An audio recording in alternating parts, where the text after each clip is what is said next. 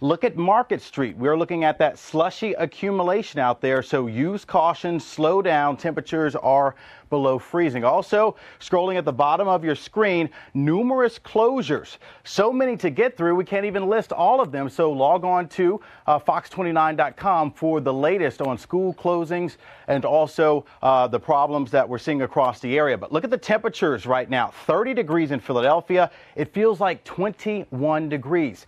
Look at this storm system. All that moisture, it continues to move in our direction now.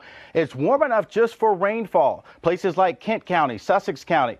As you move down the shore, we're dealing with just all rainfall, but move a little farther inland, it's still cold enough for some sleet. Interior parts of Burlington County, as you move into Camden County, Gloucester County, down to Salem County, Newcastle County, then north and west, we're just dealing with that wet snow. We're looking at it accumulating along Route 130. Also, as you move north and west, you can see toward the Lehigh Valley, the Poconos dealing with that snow. Reduced visibility out there, down to a quarter of a mile in Philadelphia. Also Trenton as you move toward Pottstown as well. And those temperatures, it's cold enough for snow all along the I-95 corridor, points north and west. Millville now up to 33 degrees, but look at the low and mid 40s as you move down the shore. Feels like temperatures in the 20s and the teens as we go our...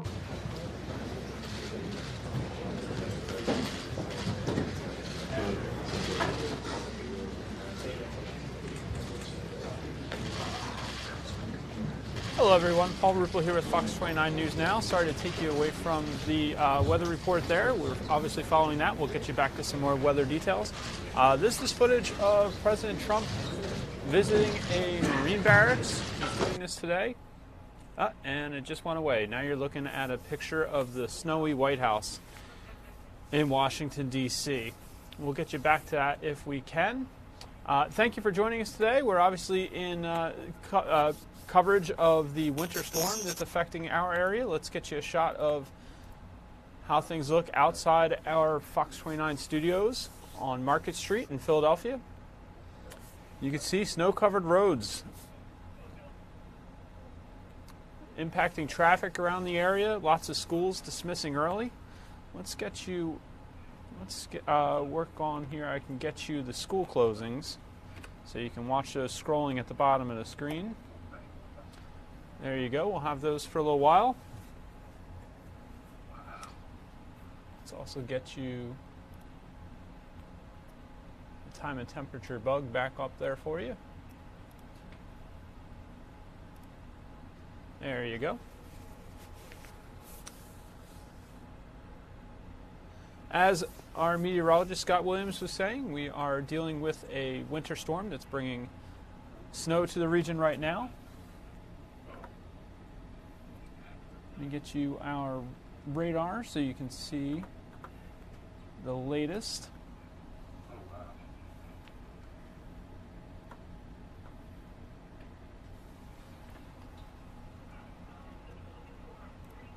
Well, good afternoon, everybody. Thank you for coming out for our Veterans Day celebration this afternoon. Please be seated.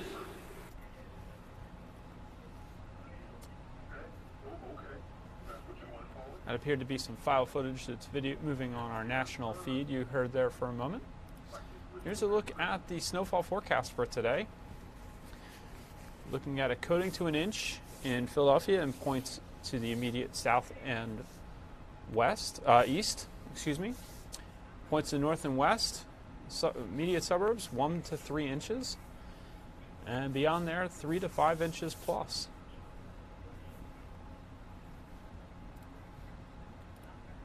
Here's a still frame of the radar, ultimate Doppler radar.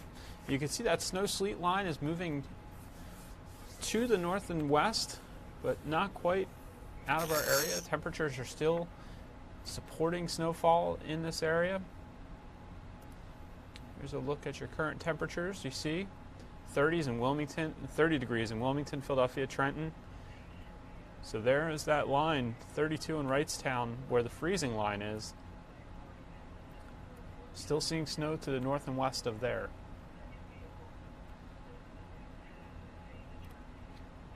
Here are your northeast temperatures. See, we've got 20s over central Pennsylvania there in Williamsport. It's a pretty tight gradient because down in Ocean City, Maryland right now, it's 50 degrees along the coast there. And your national temperatures.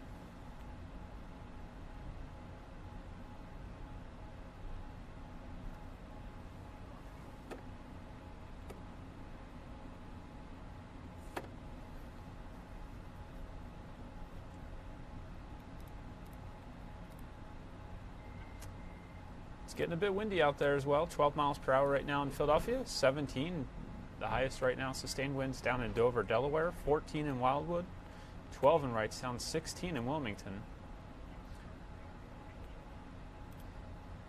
You can see some gusts there, over 20 miles per hour in Atlantic City and Wildwood.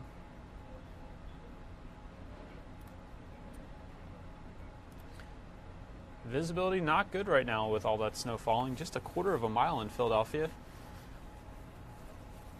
Half mile in Wilmington, 2.5 miles down in Dover, but most of the northwestern suburbs are quarter mile to a half mile.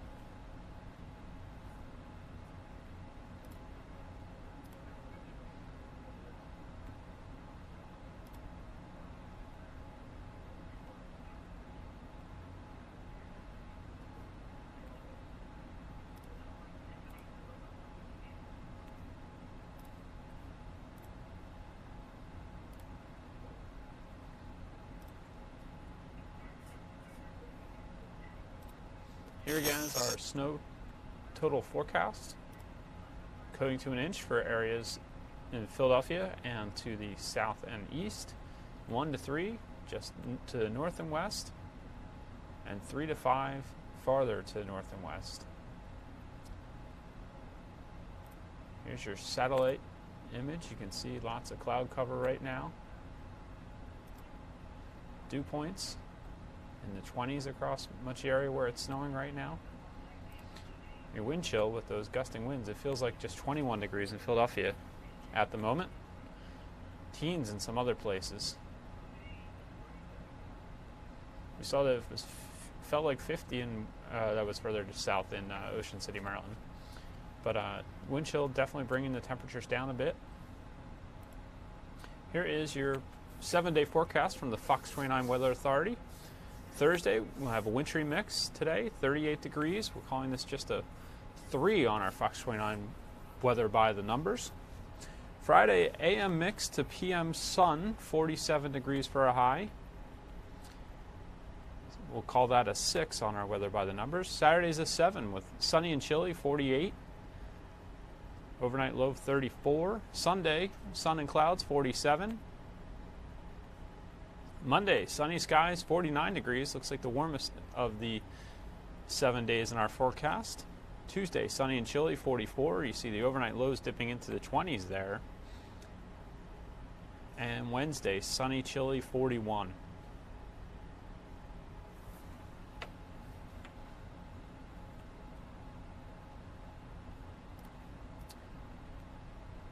Here's another look out outside our studios on Market Street.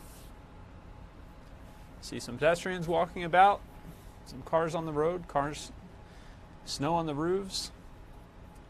There goes what appeared to be a backhoe there and maybe doing some plowing. We've got your school closings scrolling at the bottom of the screen. Lots of schools dismissing early today on account of the weather.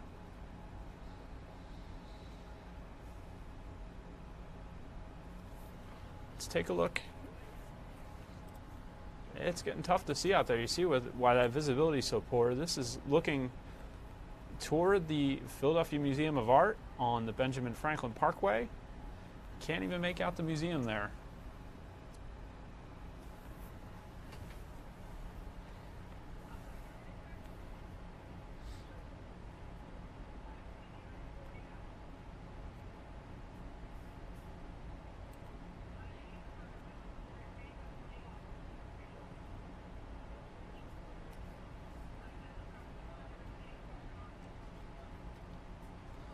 Let's take you on a quick tour of our regional weather cameras so you can get a feel for the weather all around the region.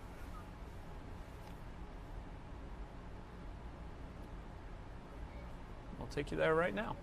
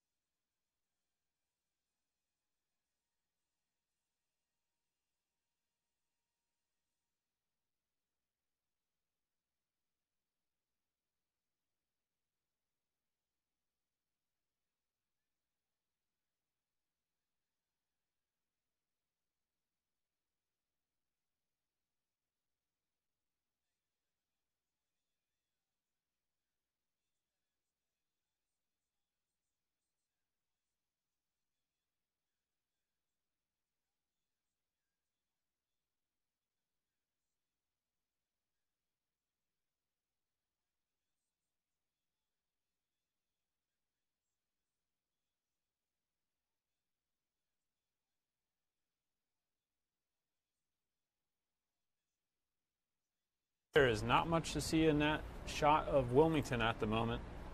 It is visibility extremely poor there in Wilmington. All right, let's take you back to, I believe our meteorologists are working with these machines, so you may see some animations here, but this is Futurecast showing where we expect that rain, snow, and sleet line to be as we progress through the afternoon. 1 o'clock should be pushing into the Philadelphia area.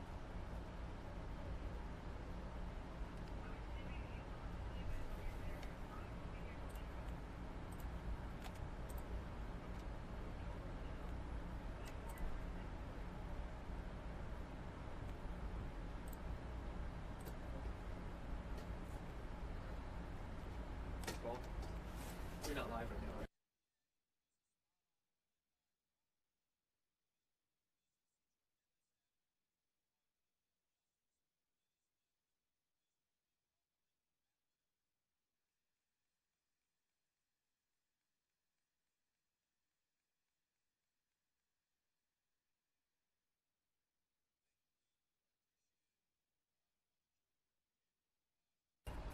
I want to get you to Washington, D.C., where the new Acting Attorney General, Matt Whitaker, is speaking.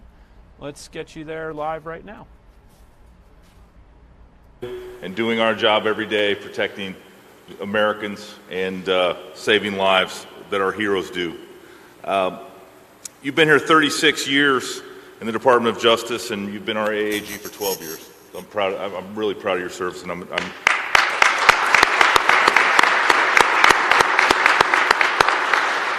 I also want to thank the Joint Armed Services Color Guard for the presentation of the colors, and Jaral Wilson Takahashi. That was a beautiful rendition of our national anthem. Thank you.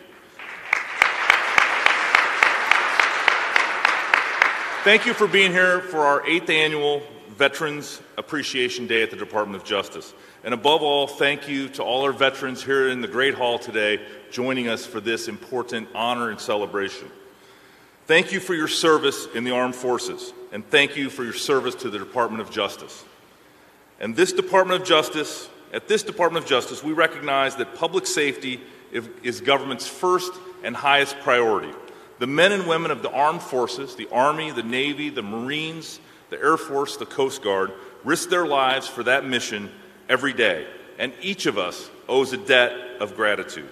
This department also works for public safety by enforcing our laws, but we know that our work depends upon the bravery and sacrifice of the members of the armed services. We are proud of each one of the 27,000 veterans who serve in the Department of Justice. Your skills, your patriotism, and above all, your selfless character make you the kind of employees that any employer wants, and we are so glad to have you. You have continued your service by choosing to serve here at the Department of Justice, and I commend you for that, and I am deeply humbled and honored to serve alongside with you all. We are well aware of the heroes that walk the halls of Main Justice and across the world serving the Department of Justice. Outside of my office is a memorial to the names of our former colleagues who during World War II made the ultimate sacrifice to the defense of a grateful country. I also know firsthand of the heroes we have in the department because I am now literally surrounded by them each and every day. Most of the FBI agents on my security detail, the Attorney General's security detail, are veterans. That includes Special Agent Damon Flores, who is a former Navy rescue swimmer in the Mediterranean and in the Persian Gulf. After his service in the Navy, he went to college on the GI Bill and got an accounting and finance degree. He quickly realized that accounting was not as exciting as being a rescue swimmer, surprisingly. He wanted a little more adventure, and so he signed up for the FBI. He marked his 14th anniversary with the FBI yesterday. Damon, congratulations.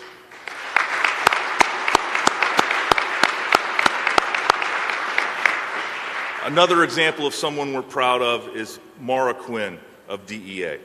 Mara graduated from the Naval Academy, and then in flight school, she chose to fly helicopters so she could pilot a combat aircraft. After graduation, she deployed twice, first in a carrier battle group to the Indian Ocean, and then in support of Operation Desert Shield. She served as an instructor pilot for 2 years and went to law school at night. As if she weren't busy enough, she gave birth to 2 children before graduation from law school. After law school, she joins the U.S. Attorney's Office in the Southern District of California, and then the FBI's Office of General Counsel. She then served for 8 years in the Chief Counsel's Office at the DEA. Over that time, she became an expert in technology law, and today she serves as DEA's Deputy Assistant Administrator for Information Services. Mara, thank you so much for your service.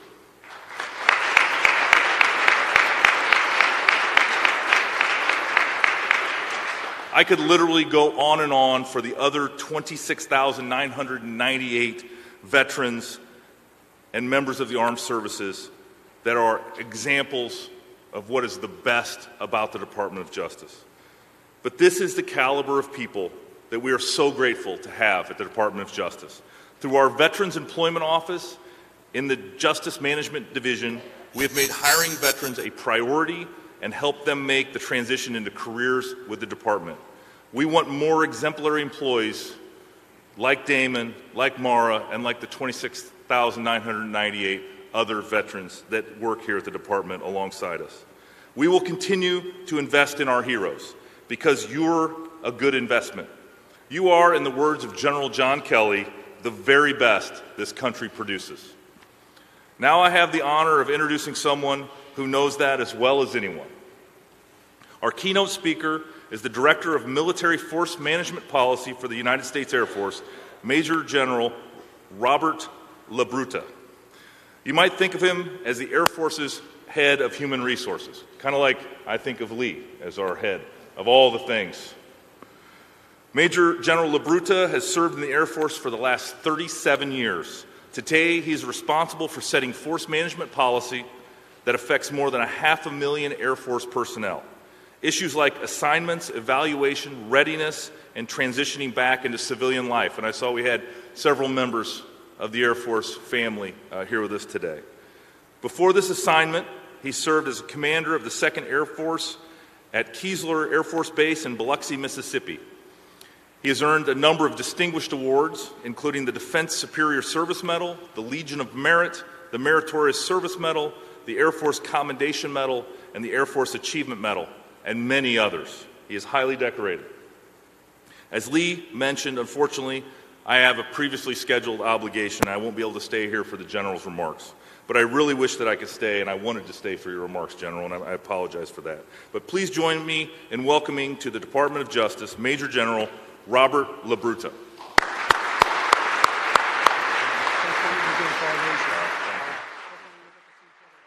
All right, we're going to step away from the Department of Defense event there.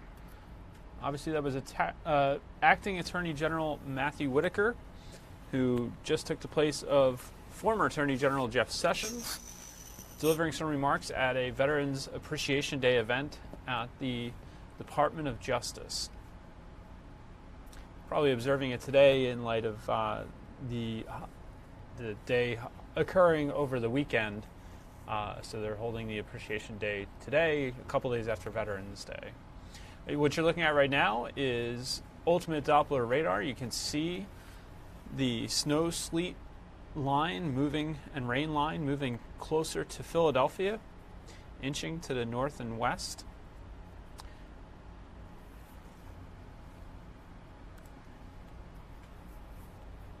We're getting that mix of precipitation in our area right now. You see some heavier snow moving in. Looks like some thicker white there moving into Chester and Delaware counties after having come through Newcastle County a bit. So we've still got a little ways to go with this wintry mix of precipitation.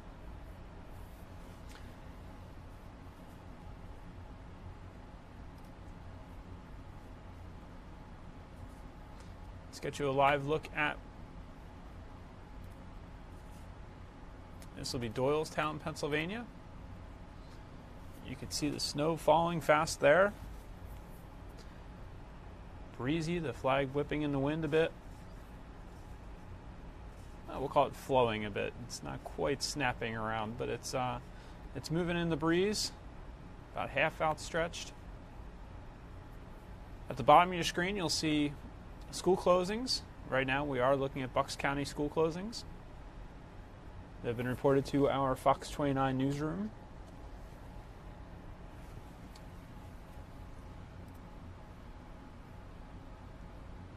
Let's get a look at those temperatures again so you can see where the line is right now.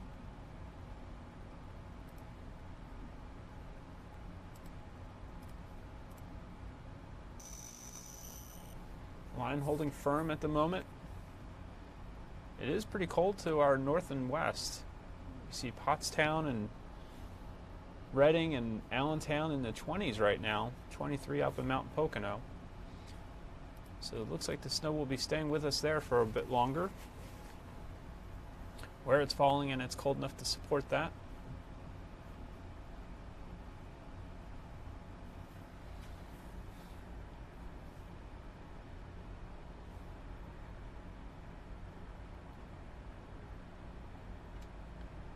Here's another spot where the snow is falling right now. Here is Reading, Pennsylvania. See some traffic there on the road.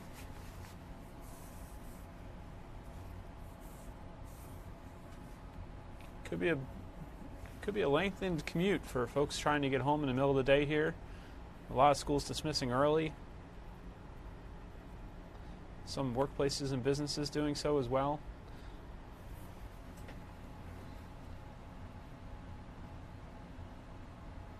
We do have a couple of notes from Twitterverse about snow's impact on our area. Philadelphia Airport said around noon that there's some heavy snow falling at the airport. Airlines reporting 50 canceled flights so far. FAA reporting arrival delays averaging 81 minutes. Check your flight status updates with your airline wherever you're flying today for snow. And on the Pennsylvania Turnpike, due to the winter weather, the Pennsylvania Turnpike has restricted the speed limit to 45 miles per hour between the Donegal exit 91 and the Downingtown exit 312 on Interstate 76, Pennsylvania Turnpike. So a few notes there for you from the agencies responsible for helping people still get around despite these conditions.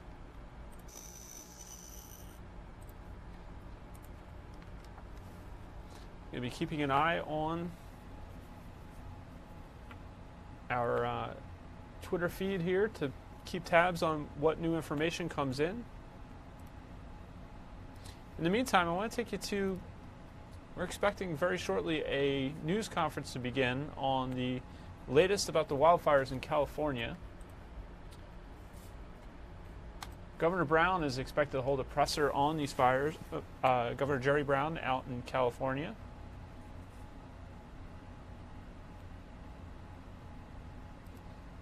Let's take you there now, and we'll get you more information as it comes in.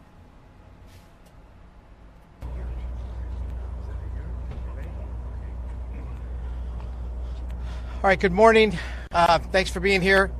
I'm Mark Ghilarducci. I'm Governor Brown's Director of the Office of Emergency Services. First of all, let me say that we remain heartbroken and concerned for all those who have been impacted by these fires.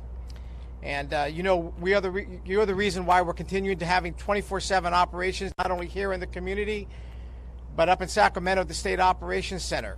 We continue to have resources committed, and we're moving fast. And as we are still dealing with the fire response of actual suppression, we're now moving into the recovery phase.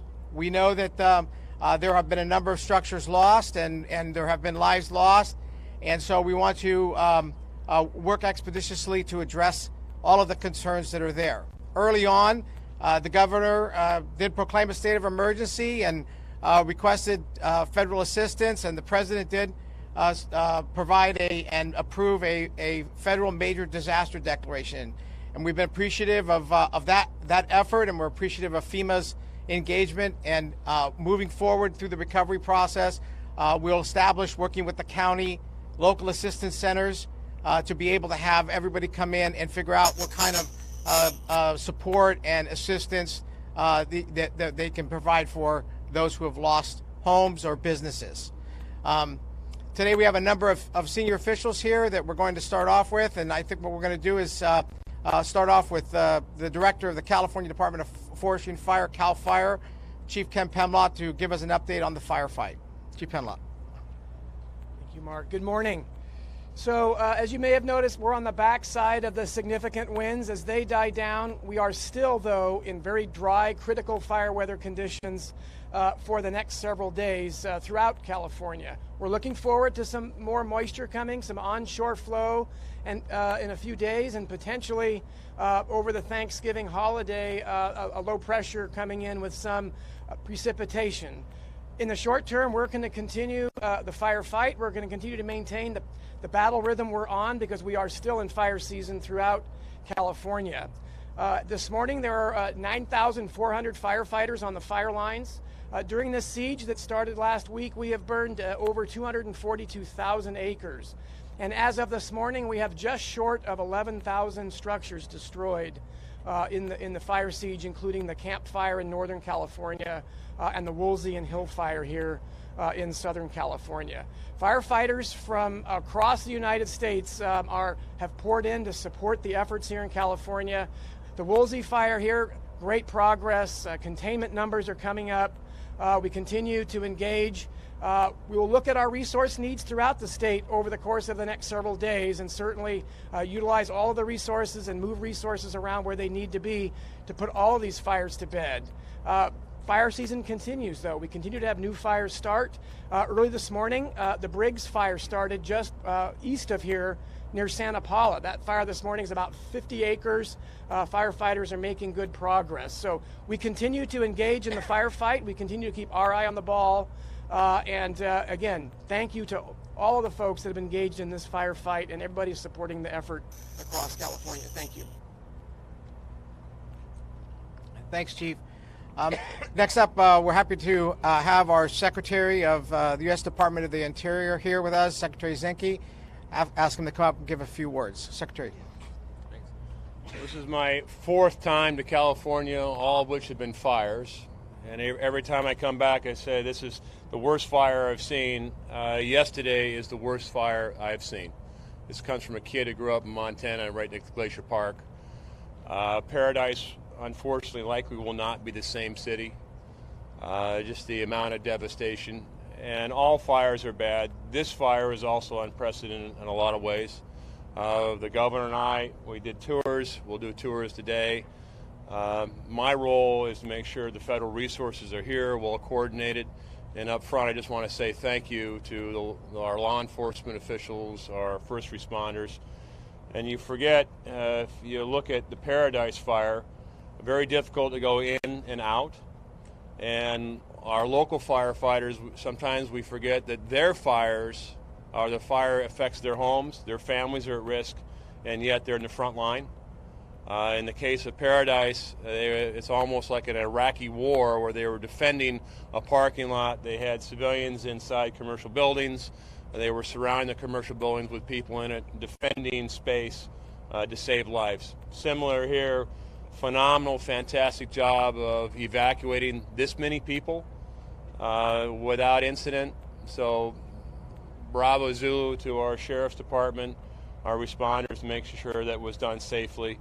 Going forward, the governor and I agree, and there's no silver bullet for these fires. The seasons have gotten longer. The temperatures are hotter. We're in the midst of a historic drought. The tree density has become greater. The amount of underbrush is great. The fuel load, but the solution is working together. And the commitment of, when you're talking about the parks here and our public lands, it's a mishmash of federal land and state land and private land and communities and counties, and we all have to work together as a team to make sure that we prevent this from happening again. It's unsustainable to have this happen year after year, or have a season like this where you have 100,000-acre fires becoming routine. We're a great nation. This is not a Republican or Democrat issue. This is an American issue, and we should address it as such.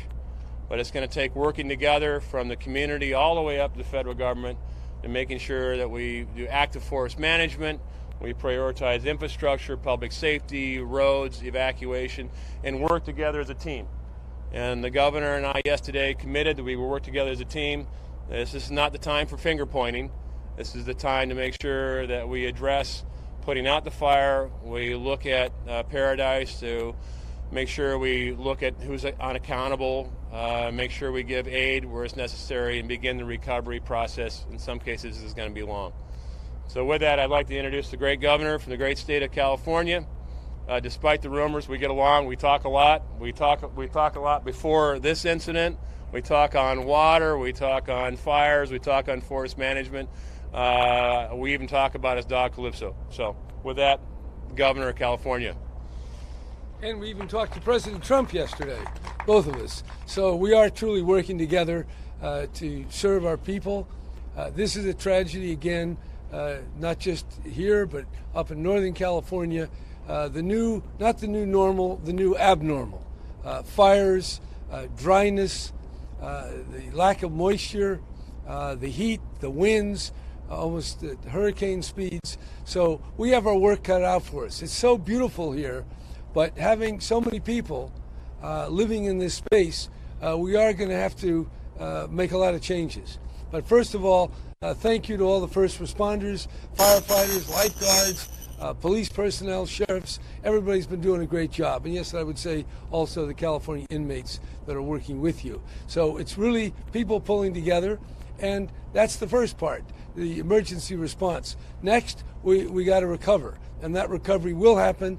The state will help. The federal government is helping.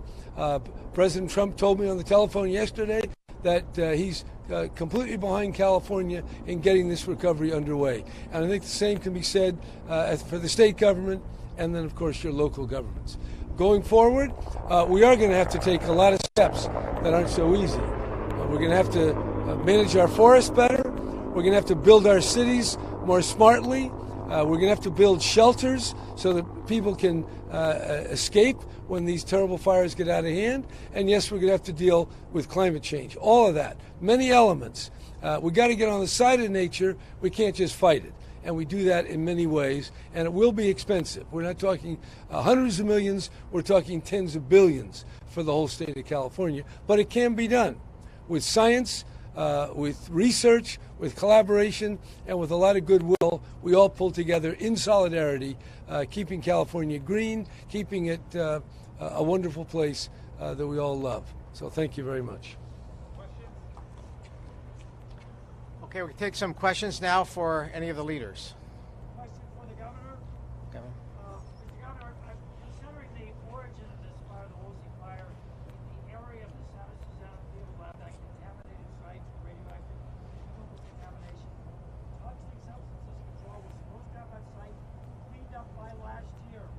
Will this fire finally be the motivation to finish the cleanup of that dangerous site? Yes. When will it happen? It'll happen as soon as possible. I have to say, cleaning up these toxic sites, not so easy. We got a lot of them, and one of those sites was around when I was governor the first time. So, yeah, we know it's not that easy, but this fire should wake everyone up. We'll do it all that I can between now and January 6th, and after that, we'll pass the baton to Mr. Newsom, and I'm sure you ought to direct your question, because he will follow up. If he doesn't, I'll talk to him. Do you believe the assurances that the area is safe, that we're not getting radioactive? Do I believe? I'm very skeptical about all assurances. Governor, let me address in the Paradise fire. The fire went through older mining claims, so it is a concern on watershed.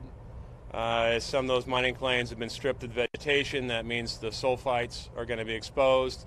Hazardous material not only from the mining claims but the town itself.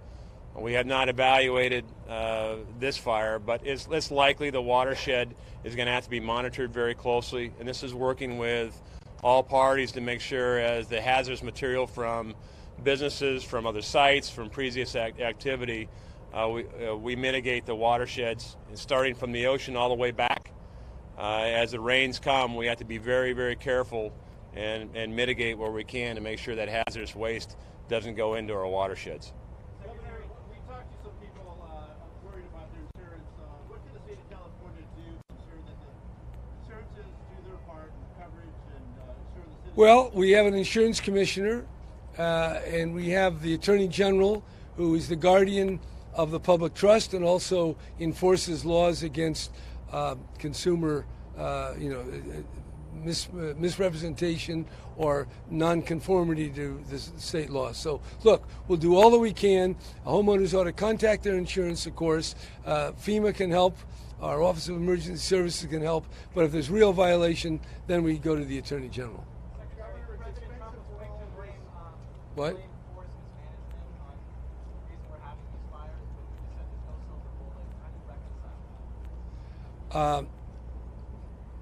Have you ever heard of the term the coincidence of opposites? Check it out. Yeah. Look, President Trump told me that they're going to do everything possible to help California in this time of need. So, look, there's a lot of statements, a lot of loose rhetoric, but I think we're on the right path right now, and we're going to all work together. Governor, I understand you're going to funeral service for the Yes. sergeant that was involved with the Yeah. borderline. Yes. You know, this area had two terrible things happen at the same time, fires and that shooting. Could you speak to us a little bit about that? Well, it's a double tragedy, and a lot of people suffer the loss of loved ones, and it leaves a scar that is not easily healed. But in time, it will, and at this point, it's so very important that we pull together as a local community and as a state of California. Things happen. Tragedies occur. That's part of what being human is. But it's also being human to bind up our wounds and to do everything we can in solidarity. Governor, it's expensive to fight all these fires. I guess have we reached a point where the state of California really can't afford any more wildfires like this because it's just expensive to do so? Well, it's not a question, can we afford it? There are fires, and there are going to be more fires. The temperature's changing, the moisture's reducing, the winds are increasing. There will be more, and they're going to get more expensive. Luckily, we are a rich state, but we got to take intelligent precautions in how we design our cities. The zoning and the planning has to take into account the threat of fires, the building of appropriate shelters so people can always find a way to escape, and then, of course, all the things we're doing to mitigate climate change. All of it. It's a big agenda. What you're paying this week is just a very small fraction of the investment needed over the next years and decades. All right. On the cost, is Interior, I got a bill for $870 million this year, and that did not include firefighting.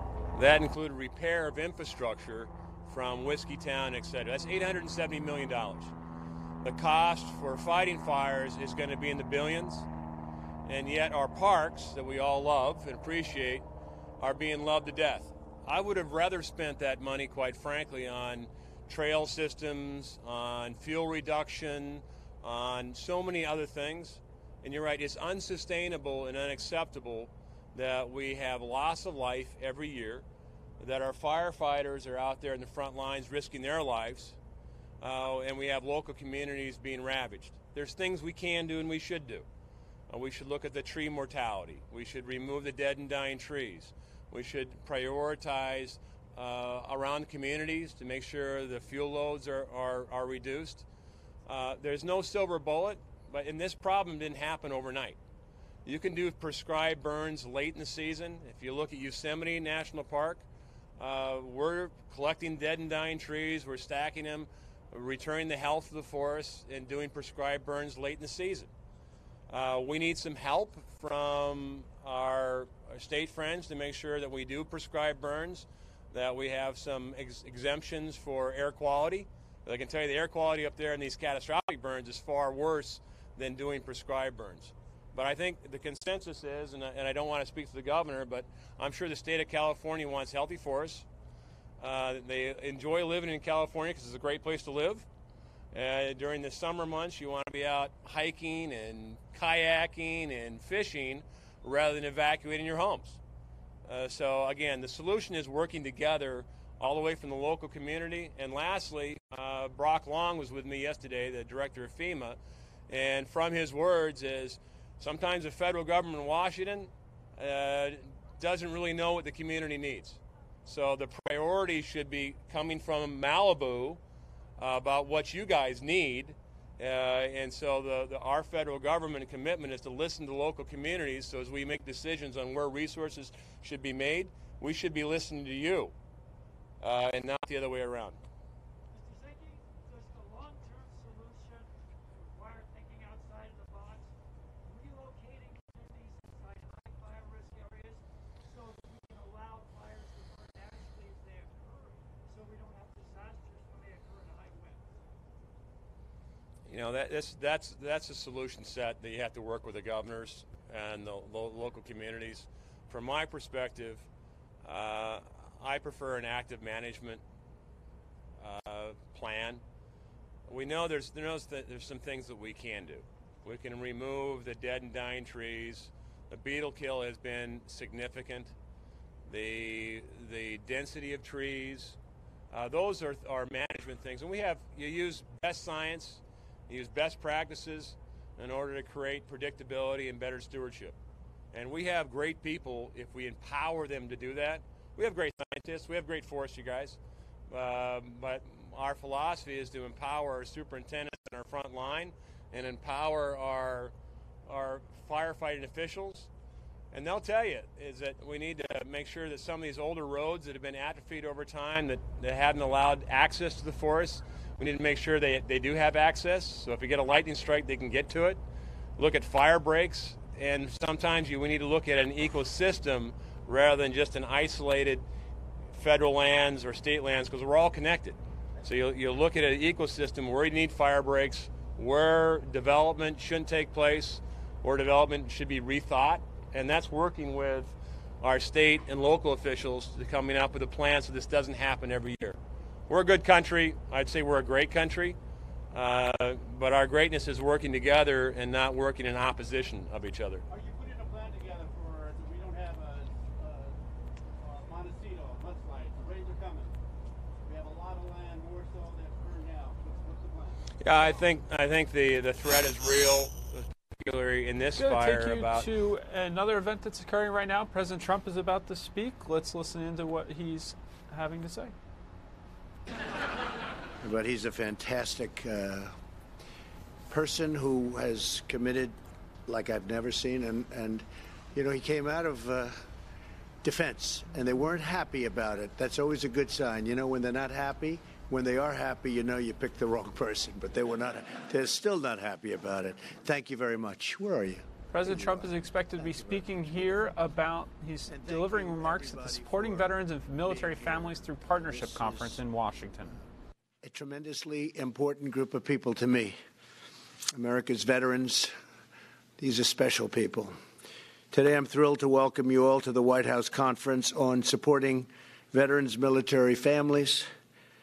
And we all know how important families are for us. I do want to thank, I understand with us, who's man who's really been of great help is the Utah Attorney General, Sean Reyes. Where's Sean? Hi, Sean. Thank you very much. Really good.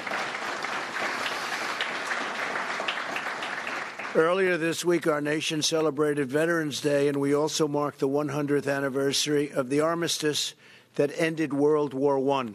It's a beautiful, beautiful, and important day. On Sunday, I had the immense privilege of visiting Suresnes Cemetery in France to pay tribute to the brave Americans who laid down their lives for our nation 1 century ago. 100 years. We will never forget what these heroes did to win, and when they did, the war and to secure peace. To everyone here today who has served our country in uniform, and to every veteran and military family across our land, I want to express the eternal gratitude and thanks of our entire nation. Delivering for our great veterans requires strong partnerships at all levels of government. That is why we are so grateful to you, the state, very important, and local community leaders. It all doesn't work without you. It doesn't work without you. From around the country who are participating in today's very important conference. We're also glad to be joined by Secretary of Labor Alex Acosta, wherever Alex may be. Where is Alex? Hello, Alex. Doing a great job. Thank you. Thank you very much. Who is leading up our efforts to ensure veterans and military families can find great jobs and rewarding careers. And one of the best things we have going is you have maybe the greatest economy we've had in many, many years. Thank you, Alex. Thought I saw you back there. Now you're where you belong, right next to each other, right? So I want to thank all of the people that are making this economy go. We have so many people working so hard, but it's booming. And veteran unemployment has reached its lowest level in nearly 21 years. And it's going to be better. It's going to even be better.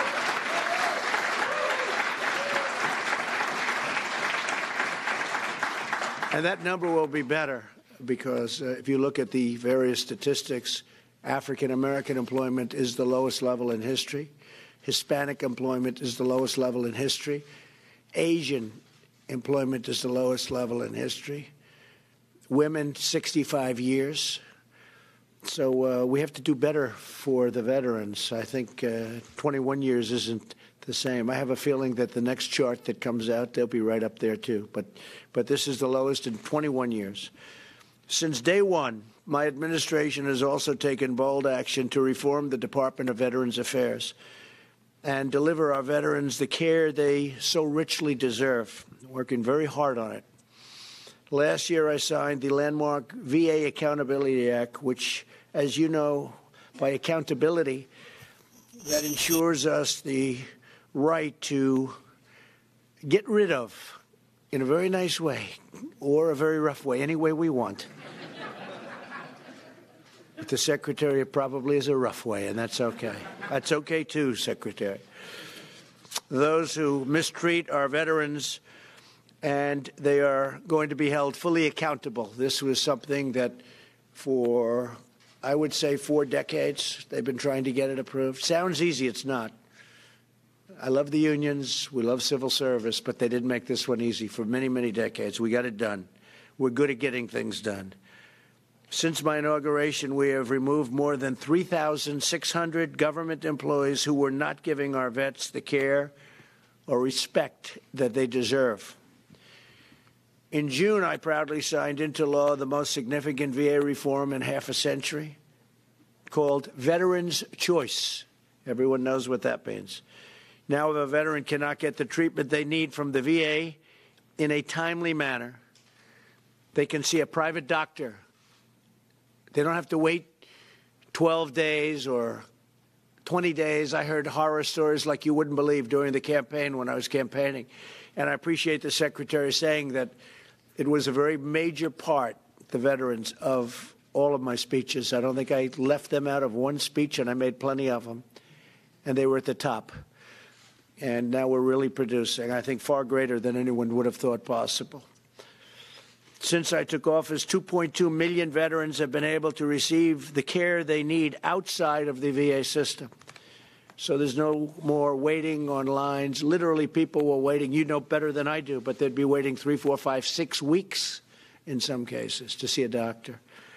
Now they go and they see a private doctor right outside, hopefully right next to their house or where they live, and we pay for it. And they are very thankful. It's been incredible. And we're actually upping that program quite a bit as time goes by. We're going to be doing certain steps that we always had planned, but we're doing it step by step. and we've had great support in Congress, I have to say that. In September, I signed into law the largest funding bill for the VA in history. We secured $8.6 billion for veterans' mental health services, $400 million for opioid abuse prevention, and $270 million for rural veterans' health initiatives. The rural veterans have had it pretty tough over the years because they're pretty far away from a lot of potentially good treatment. Hello again, everyone. Paul Ripple here with Fox 29 News Now. I want to get you an update. We are expecting to go to a news conference shortly, being done by the Burlington County Prosecutor's Office. This will be an update on a story we've been following for a while now. This is the case of Johnny Bobbitt, a homeless man who a couple from New Jersey said that he provided $20 to help them get gas when the woman was stuck on a road on Interstate 95, I believe it was.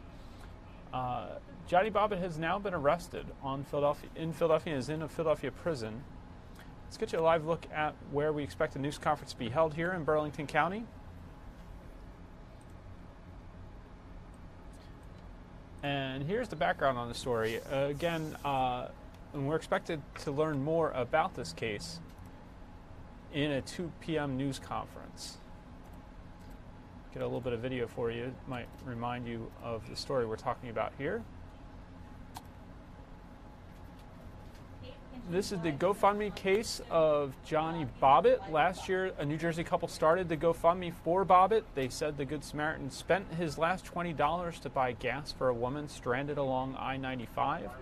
The site ended up raising more than $400,000, but Bobbitt's attorney claims the couple withheld most of the money and spent it on themselves. Fox 29's Sabina Kuriakos filed a report this morning on this case. We'll watch that first, and we'll get you some updates on what has happened since and get you ready for the news conference at 2 p.m. Here is Sabina's report from this morning.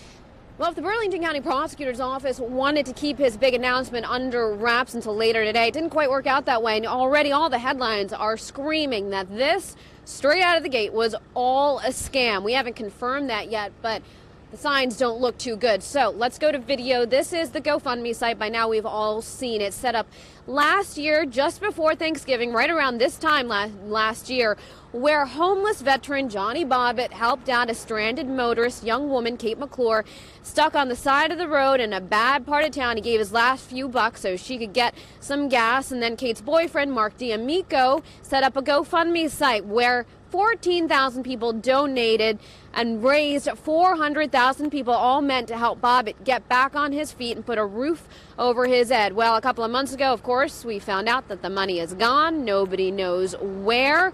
And Bobbitt sued the couple. Also, investigators got involved, executing a search warrant on the couple's home. We remember they towed away Kate's brand new BMW, and ever since then it's been radio silence from investigators as they've tried to put the pieces of the investigation together. So bringing it back here, again, right now we know a 2 o'clock press conference from the Burlington County Prosecutor's Office set to announce what, if any, charges the people involved in this GoFundMe could face. We don't know if one person, two people, or all three could face charges. We also may hear exactly where the money went. 14,000 people donated to that GoFundMe. In Burlington County in Mount Holly, Sabina Kuriakos, Fox 29 News.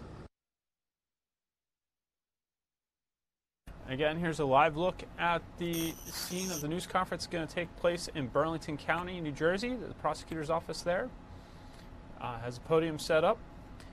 What we can tell you right now is the latest information, as reported by our Fox 29's Jeff Cole, is that Johnny Bobbitt, the man at the center of the GoFundMe campaign that has been the subject of this criminal investigation for months, has been arrested in Philadelphia.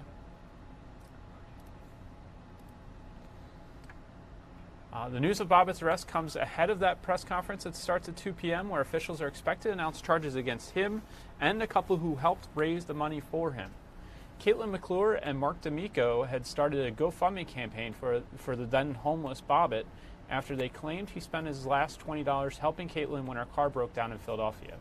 The campaign raised nearly $400,000 from around 14,000 contributors last fall. In recent months, Bobbitt and his attorney accused the couple of mismanaging a large portion of the donations. A judge then ordered the couple to transfer the money into an escrow account and hire a forensic accountant to review the financial records within 10 days. D'Amico and McClure had previously denied any wrongdoing or misuse of the funds, even as their recent purchase of a used BMW and lavish vacations were called into question in a courtroom.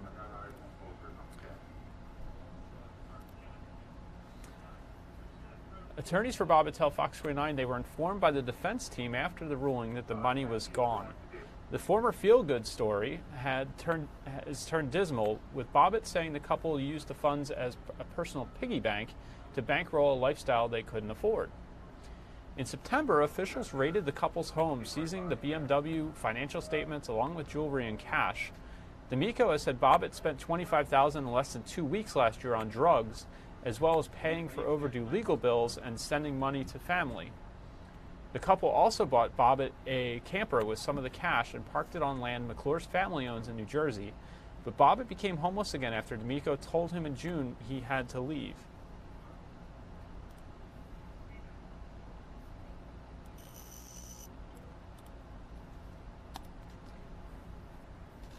GoFundMe and the law firm representing Bobbitt issued a joint statement last week saying he would receive all the money raised for him.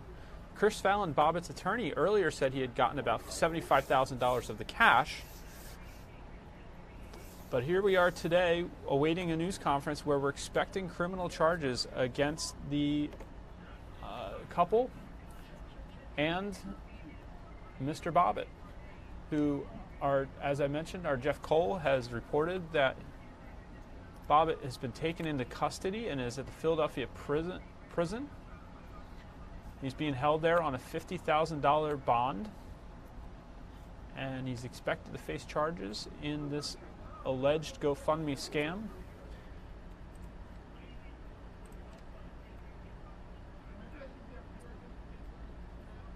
I can also tell you we're hearing there's going to be a 15-minute delay before this news conference starts. That's from our photographer in the field there. So we'll get you out there as soon as we can.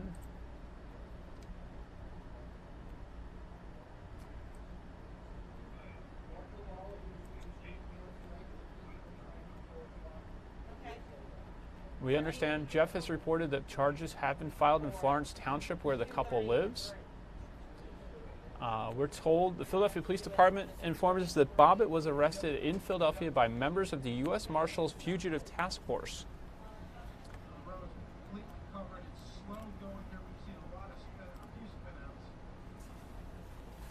So we're awaiting this news conference. We do hear it'll be another 15 minutes before it gets underway. But as I mentioned, Philadelphia police are saying Johnny Bobbitt arrested in Philadelphia by members of the U.S. Marshals Fugitive Task Force. And they're saying any further details will come from Burlington County, New Jersey prosecutors. That's the news conference that we now expect to begin at 2:15 p.m. We'll get you out there as soon as possible. In the meantime, let's watch. I believe we're in the midst of a weather cut-in here. Let me get you to that. And we'll listen in on what Scott Williams is saying right now about the forecast. Our temperatures will climb and we'll start to see more of that wintry mix kind of overtaking the area by 8 o'clock. Look at those temperatures climbing into the low 40s. Gusty winds out there, almost 30-mile-per-hour gusts, parts of Philadelphia into Delaware and also for the Jersey Shore. Some of those snowfall totals coming in. Chadds Ford, 2.3 inches, Ambler about 2 inches, and you can see Mount Laurel reporting 1.9 along with Washington Township, Newark, Delaware, 1.5 inches of snow. So it is still coming down across parts of the area. Kathy, you have more details on what this storm system is doing. Absolutely. Now, as we continue to look at this storm, we're going to take a peek outside as well and talk about what's going on. Obviously, the roads are snow covered and slicked. We expect heavy rain to come in the wake of that snow, especially Philadelphia and to the south and east. So what's going on out there right now? Where our Dave Kinchin is standing by live along 611 and Willow Grove. And wow, those roads are snow covered, Dave, and it's still coming down pretty hard. Are you seeing any bit of a mix there? Yeah, we are seeing a mix. In fact, just before we came on here, we started to see the freezing rain coming in. We had some solid snow before that, but now definitely freezing rain. As you take a look at 611 out here, people are making their way slowly, is always the best way to go. We did see some spin outs coming up this way, and it took us forever to make our way up this way, driving very, very carefully. Roads are indeed covered here. We saw a couple of plows making their way across the area to certain spots, but not that many. Hopefully that will change in a little bit, especially for some of the side streets here. We're right outside of Wawa here, which is across from the air base, and what we've seen is people checking their air pressure in their tires. Their air pressure gauges likely going off on a lot of vehicles, and you need certainly the right pressure to make sure that you can get through all of this safely. But down by this light here, you can see again people coming up and taking their time. Not a lot of traffic now, but again, a lot of slow going here. We are getting that mix. That's the big thing that changed over. Some solid, really good-sized snowflakes earlier, and they were the sort of packing kind, really, and then that changed over to the freezing rain that we're getting right now. So we're going to be obviously very careful as we're watching the roads out there. If you have to go somewhere, please take your time. Somebody told us they were coming from northeast Philadelphia going to Chalfont. It took them about 3 hours, I believe, so thankfully they're closer to their journey now, but you got to give yourself a lot of time. Kathy? Hey, Dave, I want to ask you a question. Put your jacket out and let's see if it's pinging off of your jacket. Can you lift your arm and see if it's pinging? Is it? Yeah, let's see. Is it pinging off? Yeah, there it is. That's sleet. There's a solid, yeah, it is, yep. Yeah, those little it's ice, not bad, huh? Those little ice pellets, that's the sleet. So we know we have a warmer level in the atmosphere, a layer of air that's creating that sleet. So the snowflake comes down from the cloud, it melts, and that's how you see the sleet, and then you have another cold layer. So there it is. This is where Dave is right here, and you can see the pink. That's the sleet mixing with the snow. Farther to the north and west in Reading through Quakertown, Pottstown, we still have the snow. In Trenton, it's still snowing, but that rain-snow line is lifting northward. Where you see the yellow, that is very heavy rain that will be moving into Philadelphia within the next hour. We'll be back at 3 o'clock with another live update. We'll see you then. This has been a Fox 29 Weather Authority breaking news report. All right, that was our weather cut-in on the air here at Fox 29. Our weather authority is going to continue to bring you the latest as it becomes available on the storm. Any information that we get, we will pass along.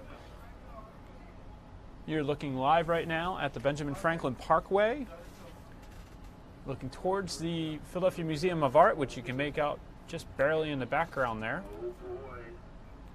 At the bottom of the screen, you see some school closings coming in. Right now, it looks like we're just starting. The closings have come into our newsroom for Camden County. Let's take a look. This is looking east on Market Street, outside our Fox 29 studios. Get you the current conditions outside. 31 degrees, dew point 28. Winds sustained right now out of the northeast at 15 miles per hour. So it's going to feel quite chilly out there as you make your way around. If you're still at work getting lunch or a late lunch or trying to make your way home, I hear some of the roads are clogged. Folks trying to make their way home from work perhaps early or because schools have been dismissed, trying to meet their children.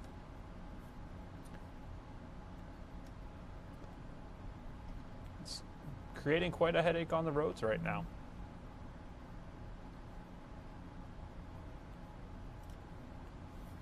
Let's take a look at Reading, Pennsylvania.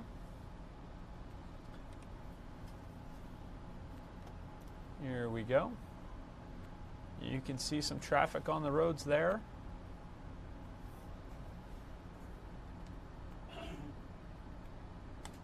Here is Doylestown, PA. Slow going there on the roads.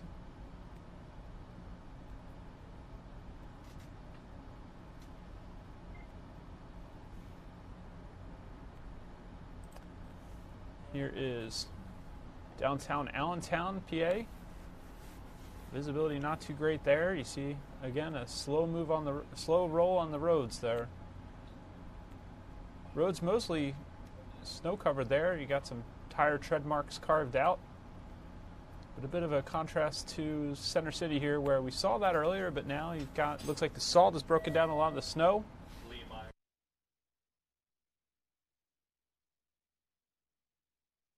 Still a coating of slush on there for sure, but a little clearer than some of the other places we're seeing right now.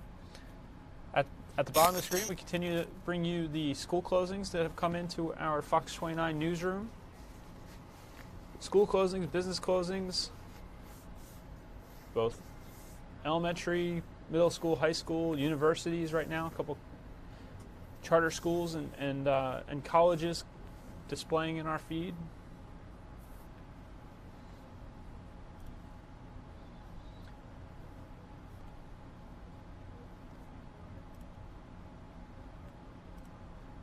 Let's get you a look at the conditions right now.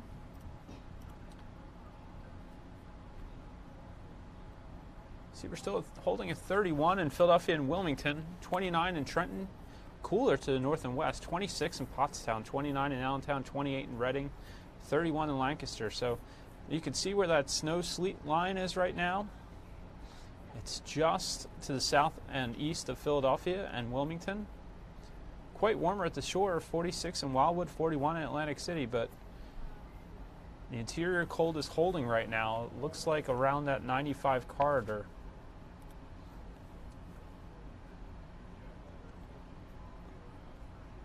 There's your northeast regional temperatures, your U.S. temperatures. For those of you who think it's too cold for this time of year and not expecting these conditions in November, probably wish you were in Miami right now where it's 81 degrees. But you contrast that, it's only 67 in Tampa. 49 in New Orleans, 57 in Houston, 50s and 40s out on the Pacific coast.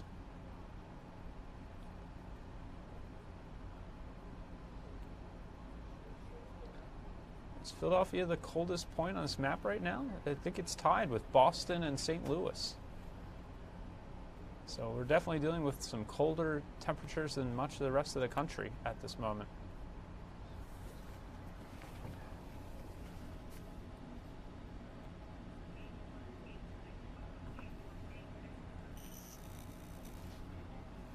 Here is Ultimate Doppler. Getting you a live look. It looks like our meteorologists are moving it around as they try to get a feel for where that snow, sleet, and rain line is setting up at the moment.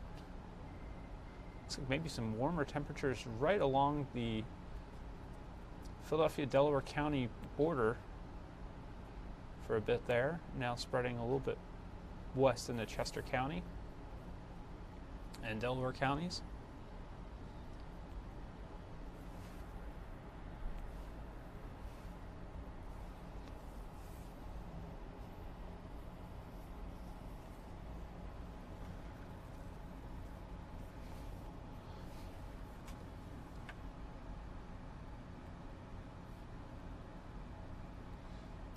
Here are some wind speeds at the moment.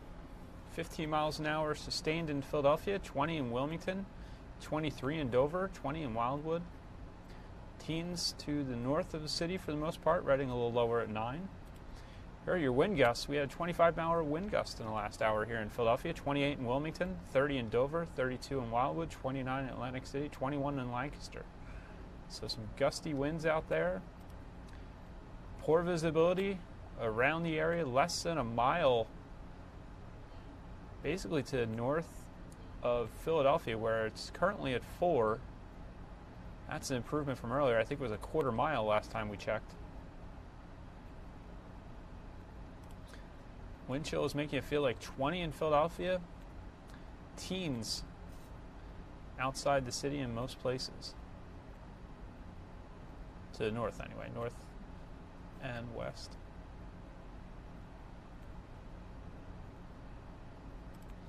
Here's your 7-day forecast from the Fox 29 Weather Authority. Our weather by the numbers is a 3 for today.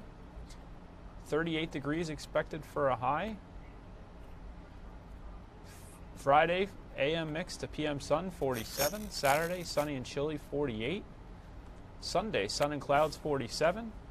Monday, sunny skies, 49 degrees. Tuesday, sunny and chilly, 44. And Wednesday, sunny and chilly, 41. So a lot of sunny and chilly days. A lot of days with highs in the 40s after this. Right now we're dealing with a 3. Here's a look at what we're getting. We're expecting the changeover to occur between now and 4 p.m. for much of the area, much of the 95 corridor, and let's say 30 miles to the north and to the east and west of that line. See, the meteorologists are making some modifications to their forecast on the fly here. Here again is a live look at Market Street outside our studios.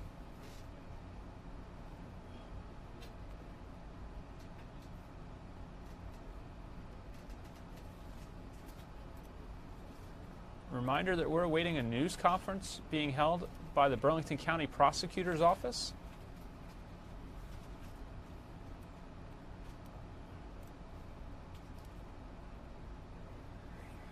This is in regards to the GoFundMe case and investigation that's been ongoing. To reiterate what we told you earlier, Johnny Bobbitt, the man who at the center of this case, the GoFundMe campaign, that campaign that raised $400,000 has been the subject of a criminal investigation in recent months. Bobbitt has now been arrested in Philadelphia. We're expecting charges could be filed against the couple that, well, we'll give you the background here. This is the couple who helped raise the money for him. See a photo there. I believe that's the image that was loaded onto the GoFundMe page. And that, I believe, was a photo of when news articles began to appear about this case. Our photographer zooming in on the image there. Caitlin McClure and Mark D'Amico started the GoFundMe campaign for then homeless Bobbitt after they claimed he spent his last $20 helping Caitlin when her car broke down in Philadelphia. The campaign raised nearly $400,000 from around 14,000 contributors last fall. In recent months, Bobbitt and his attorney had accused the couple of mismanaging a large portion of the donations. The judge then ordered the couple to transfer the money into an escrow account and hire a forensic accountant to review the financial record within 10 days. D'Amico and McClure had previously denied any wrongdoing or misuse of the funds, but we're going to hear more about that right now from the Burlington County Prosecutor's Office.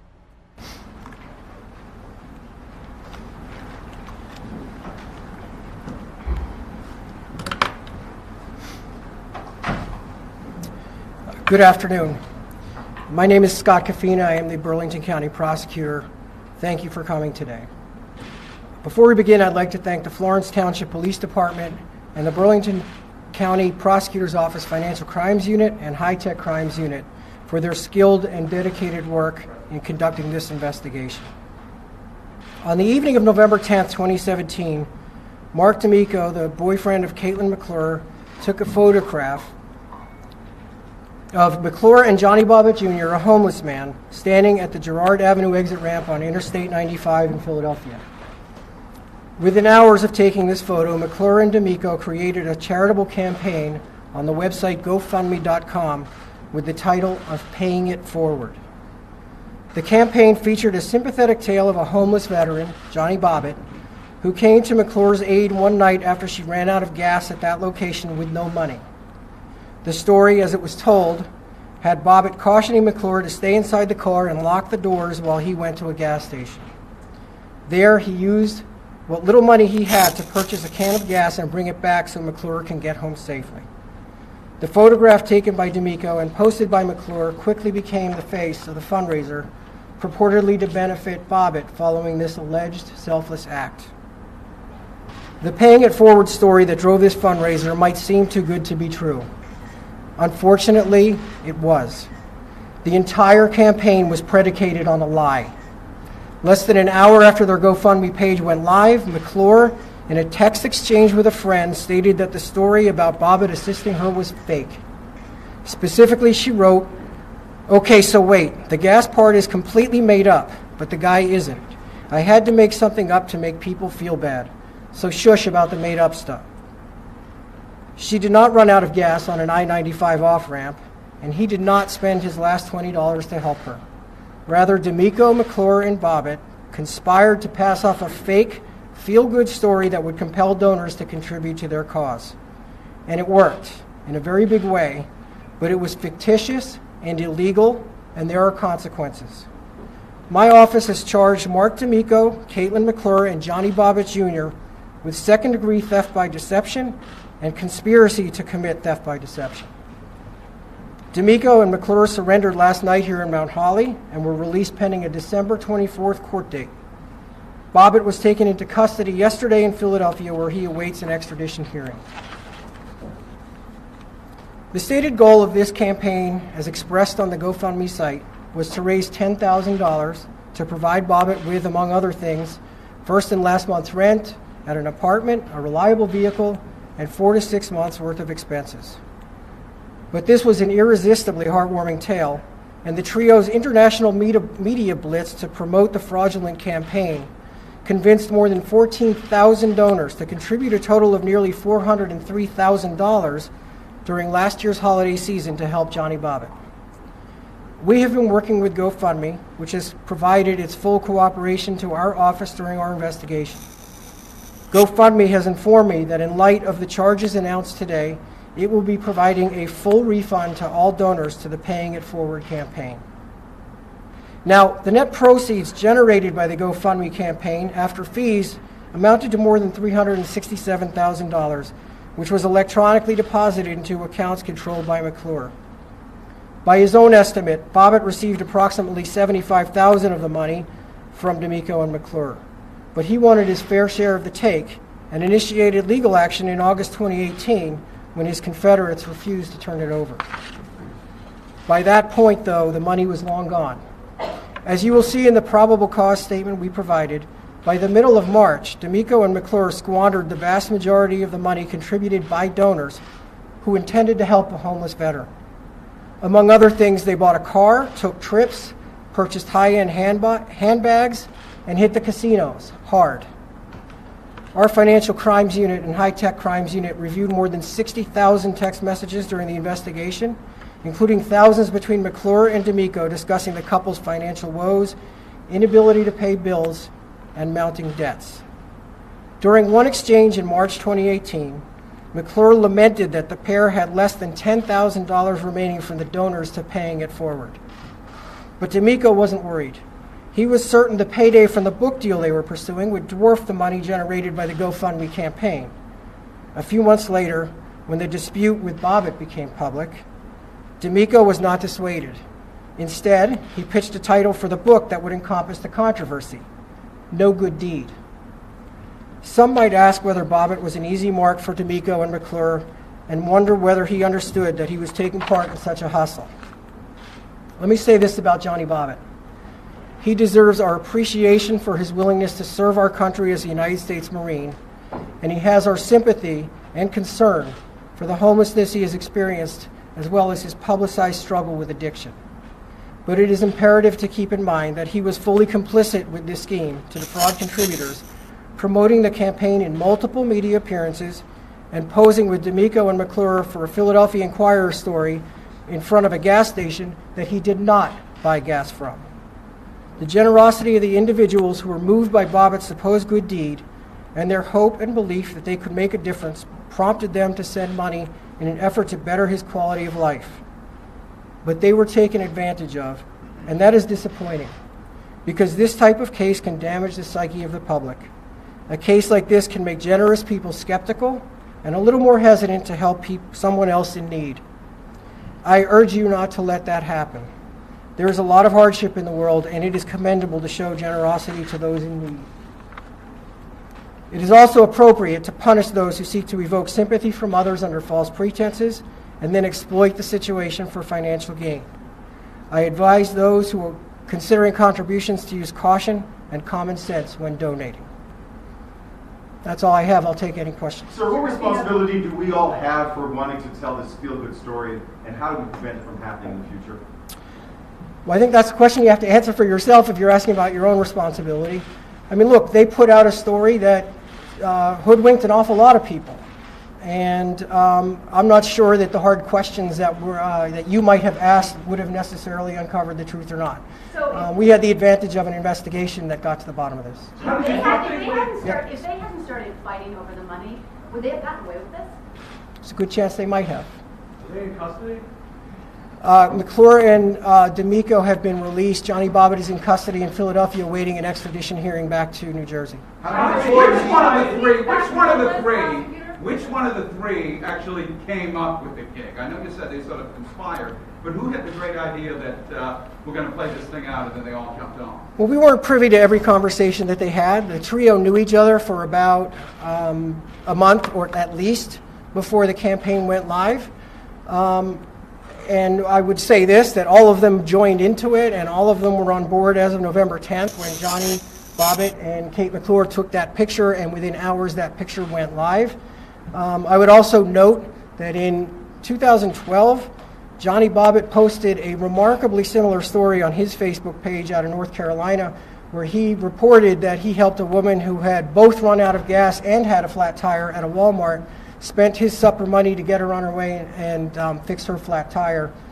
I don't think that that's a coincidence. Did that make it Scott, at this point? Did that give him any indication that it was his idea? The 2012 post. Well, that certainly was out there, but and so it, whether it was D'Amico who picked up on that or Kate who picked up on it, I would ascribe to all three of them. That was just sort of a starting point that they could have worked from, and it did wind up being the narrative of the fraudulent campaign. What sort of time? Yes, sir. Dave. When you started this investigation a couple of months ago, this would wind up the way it wound up? Well, I'm trained to be skeptical. But you never know, and so we approached the evidence that anything was possible, and we went where the evidence led us, and this is unfortunately where it is. I'm sure it's on this document, but how did the investigation start? How did the investigation begin? I know I'm sure it's in here, but no, that's okay. We began the investigation really with the allegations out of both the media and then the civil litigation, and certain things that didn't ring true to us. Just the very allegation that money that was raised for Johnny Bobbitt was not turned over to him. If all of the story was true, that in itself would get our attention. But then the multiple discrepancies in the civil litigation, that the money was there on a Friday or a Thursday that their lawyer represented, and by that Monday of Labor Day weekend, the representation that the money was all gone. So all of that got our attention. What sort of time behind bars, if any, do they face? I'm sorry, I didn't hear. What sort of time behind bars, if any, do they face? So second degree, they've all been charged with second degree crimes. Second degree crimes in New Jersey carry a potential sentence between 5 and 10 years. How did McClure and D'Amico meet Johnny Bobbitt? How did their circles first intersect? Right. So Johnny Bobbitt used to hang out near an underpass or near this off ramp, and this off ramp happens to be near the Sugar House Casino. And McClure and D'Amico frequented that casino, and I think they ran into him on their trips there. Started talking to him, befriended him, gave him $10 or some coffee or some food, and it grew from there. Is that previous story in 2012? Sorry. Was there ever any video surveillance of the three of them? I'm sorry, Sydney, I didn't hear you. Prosecutor, if you're able to reveal, was there video evidence of the three together at Sugar House Casino or any other casino? I'm not able. To the launch of the campaign. I'm not able to reveal anything like that. Have any of them cooperated? Fact, sir, that if it's a second-degree crime in this instance, if I don't know if they've been charged with crimes before, would you normally seek jail time? What do you think is an appropriate way to proceed here? Well, I'm not going to presume a sentence until we have a conviction. So when it comes to time for that, the court obviously would make a decision, but I imagine that we will be seeking jail time in this case. Have you interviewed Bobbitt as part of your investigation? Have you interviewed Bobbitt as part of your investigation? I'm not going to comment on the particulars of our investigation. Any other idea? Has anyone expressed remorse? I'm not going to comment on that. Any other information on the 2012 incident you can tell us about? No, other than the posting, I'm not sure if it happened or not. Not that I'm aware of. Did he tell You mean at the time, in 2012? There's no indication that we have that the 2012 incident made the news. Can you tell us briefly who the folks are behind you? You don't have to name. Oh, I'm sorry. So I mentioned the Florence Township Police Department, who helped us in the investigation, and our high-tech crimes unit and our financial crimes unit. All these folks contributed heavily to our investigation. Did they ever supply Bobbitt, who had a pretty nasty heroin habit, with heroin? Or did they ever give him narcotics? There's some indication that maybe they were and did. I'm not going to comment on anything like that. You should, prosecutor, you had mentioned that you should not dissuade people who want to help others with this kind of GoFundMe stuff. Is there any way to check this kind of stuff out? Because, I mean, this was not, you know, they just came up with this story and people said, oh, they opened their hearts and their wallets. Yeah, well, there's a few ways. I mean, for one thing, as I said, it really behooves people to be cautious and do investigations of charities that they may be contributing to. The other thing I would add is that the New Jersey Attorney General's Office Division of Consumer Affairs, who I'd hoped would actually be able to participate today, I think that the snowstorm got them sidetracked on their way. But I wanted the director, Paul Rodriguez, to be able to say a few words about how people could protect themselves.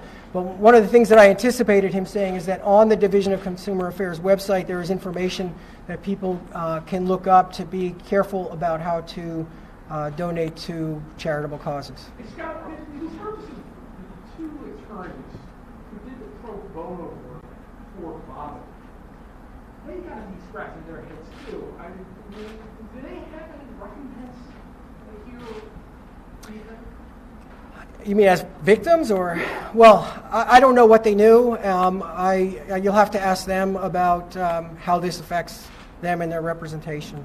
Was he actually homeless? I mean, was he homeless for any period, and how much during the time are you aware that he actually was homeless? Yeah, I believe he was homeless. Where we picked him up yesterday, he was in it.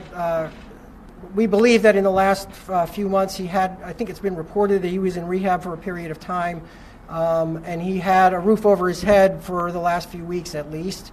But there was a period of time that he was homeless, in fact. Was he that smooth? I mean, he had two attorneys, as he says, two attorneys from Cozen O'Connor doing pro bono for him, showing up in court. This guy is that smooth with his addiction and his troubles in your.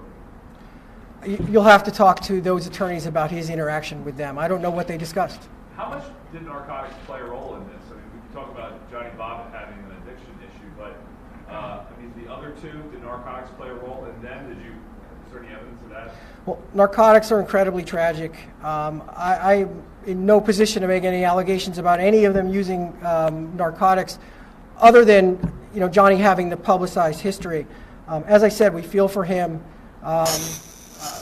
I've made it a major priority of mine to fight drug abuse, not just from a enforcement point of view, but also in expanding access to treatment. I hope that Johnny finds a way to get himself well and turn his life around. Is there any indication that other people used the money knowing that it was for donations and that other charges may be coming? At this time, we do not anticipate any additional charges against any other defendants. However, our investigation is continuing. Prosecutor, under New Jersey law, you mentioned the book, a potential book deal. Are they able to profit off of their story and off of their crime? Dave, that's something we'll have to get back to you on. Prosecutor, Yes, sir. The report for the GoFundMe effort raised $400,000. I think your paperwork says it was $367,000. Can you clarify? Sure. The gross donations were $402 and change, and the net after whatever fees, I don't know what arrangement that GoFundMe had at the time, but that was basically their administrative fees, and that's what the difference is. So they netted $367. What was Johnny getting out of this? He didn't get much of the money. The trailer they bought him, of that $75,000 they sold, and they kept the money. What was he getting out of this? Was there more than just feeding a drug habit? Well, if it went as hopefully they planned, I think he anticipated either a bigger split or all of the money, or certainly a good portion of it, and that's why he wound up suing. So Johnny was looking to get the money. Whatever arrangements that they had in terms of how they might have split it, either at the beginning or how that evolved, I'm not at liberty to say right now. Is it up that gambling was the main way that the money was quote unquote squandered? I mean, they live in a very humble means from what we can see. There was a tremendous amount of money spent or I should say withdrawn near casinos or in casinos. There was a substantial amount of money. I believe our probable cause is about $20,000+ that's specifically for casino play that we identified. And I think maybe $89,000 of cash withdrawals in and around casinos. It still seems like a big gap that still don't know what happened to $50,000 to $100,000. I mean, just looking at the 75, just saying he got to the plus 90, plus the cars and stuff like that. It still seems like a big gap. Well, a lot of it went in cash. And so that could have gone to casinos or any other use. And we detail in the probable cause statement a lot of other ways that the money was misspent. So despite Bobbitt's, working with these folks to come up with this sort of scenario here, he apparently didn't realize that if he brought a civil claim against the wrongdoers, his fellow wrongdoers, it might blow the whole thing up. That was not in his mindset. You can tell. I can't speculate what is in Johnny Bobbitt's mind. It certainly appears to have been a miscalculation on his part in hindsight. But look, maybe he just didn't appreciate that even that the lawsuit would bring out this. He may not have known that all the money was squandered when he brought the lawsuit. He might have not known, and he might have thought that by bringing the lawsuit, if there was money left, it would get turned over. And all three of them had an interest in this story, not this story being fake, not being revealed. Yes, ma'am. You mean seized or yes? There were a number of expensive handbags that we seized, some other jewelry, there was a car, and a few other items too. How much did you return to those who donated that you've been able to recover? I mean, what's going to happen? As I mentioned, GoFundMe has committed to refund all of it to the people who made donations. Was there any cash left? Zero. So what happens to the BMW, the bags that they bought? So we'll initiate a forfeiture process with that, and we use forfeiture money to go back into fighting crime. And so the good part about it is that the proceeds of this criminal activity will go back to fighting further criminal activity. How much did relatives know? You mentioned in this detail that the mom had, suspicions, that other friends had suspicions. Should they have come forward to authorities, and how much did they know? I don't want to talk about what each person knew and when, but I think they became aware over time. Look, it's asking a lot of a mother to come forward and turn in her daughter, but whether she should have encouraged her to come forward, get out of this. I don't think anybody that knows even a loved one is engaging in wrongdoing should encourage them to stop it and make amends. But we don't see any family members as complicit in the crime. But they did receive some money from some of this donated money. As we pointed out, that when the initial distributions were made, D'Amico and McClure did repay family members some money that was owed to them. How much? I think we estimate about $9,000. Sir, what was the bail? Who paid it, and are they flight risk? There is no bail under New Jersey's criminal justice reform, and they would not have, under the criteria for detaining them, they would not have met that criteria. So we don't believe they're flight risks. They voluntarily surrendered yesterday at the time, even earlier than they had committed to. So we're confident that they'll continue to appear in court. As I mentioned, they are represented. When is first court date? December 24th for Kate McClure and Mark D'Amico. For Johnny Bobbitt, that would await his extradition, and I'm not aware as I stand here today when that will be. But are you as confident about Bobbitt if he were released, given the fact that he's holding things like that? Are you that confident he's going to be available? Well, we'll take a look at Bobbitt when he comes over and he has his first appearance, and we'll make an assessment as to whether we would move to detain him. We did charge him under a warrant instead of a summons, partly because we had to have the extradition hearing, and partly, as is also discussed in our probable cause statement, there was some talk of him getting out of town in August when the heat from the dispute started to come on them, and some reporters were asking questions. Have you ever seen a case like this before? I've not. I think it started all with the civil case. Is that dissolved at this point? We have not had any consultation with the lawyers involved in the civil case is completely independent. That case has been stayed pending the outcome of the criminal investigation. And now prosecution. Johnny would have to take a different look at the allegations that he made and whether he would want to pursue them depending on the outcome of this case. You said there was some money. The extradition process could take place? I'm sorry, Sydney. Do you know how early the extradition process could take place for Mr. Bobbitt? You know, it's hard to say exactly. He may waive extradition, but even waiving extradition, it could take a couple weeks till we get him over in New Jersey. And we will let you know when his first appearance is scheduled. You said there was money used to repay Kate's family. At the same time, And D'Amico's. There was a new Jeep and a rather large camper that was purchased. Is there any indication that GoFundMe money was used for either of those vehicles? No. Do they have a history of criminal arrest? Mark D'Amico certainly does. Minor violations and failures to appear, as he was picked up on failure to appear warrants. I think they were mostly traffic offenses in a couple months ago. And that was covered in the news. So I don't believe that Kate McClure has any criminal history. Johnny does have some criminal history. So with somebody with a traffic history like that, would that typically influence what happens in this kind of a situation, whether there would be a push to try to get jail time or not? Not specifically in this case, but I'm saying in general. Criminal history is a factor. Traffic offenses are less significant than more significant crimes. I'm sorry to go back to this point, but was there anything at all about drugs when you did the raid? I mean, lesser charges that might not be indictable, but smaller charges like possession or anything like that that would indicate drugs in that home? I'm not going to comment on evidence that we found during the raid. One or two more? McClure is a state employee, correct? She is, Department of Transportation. Still a state employee? The status of her employee, as far as I know, she was still employed until very recently. I don't know if she was on a leave of absence, and the Department of Transportation would have to assess these charges and decide what they're going to do. Buster, you said you did not speak to the attorneys for the three. Is that correct? I'm sorry? You did not speak to the attorneys for the three? I'm not commenting on my interaction with their counsel. And you haven't said whether Johnny was interviewed. Is there any indication that Kate or Mark D'Amico are cooperating or providing any information? I can't comment on whether any of the defendants are cooperating or not. Prosecutor, what would the message be to anybody who's trying to think of this kind of a scheme that they figure, well, these guys made this mistake, or I can do this, or is there any words of wisdom you'd like to share? Look, if somebody's thinking about doing wrong, don't do it.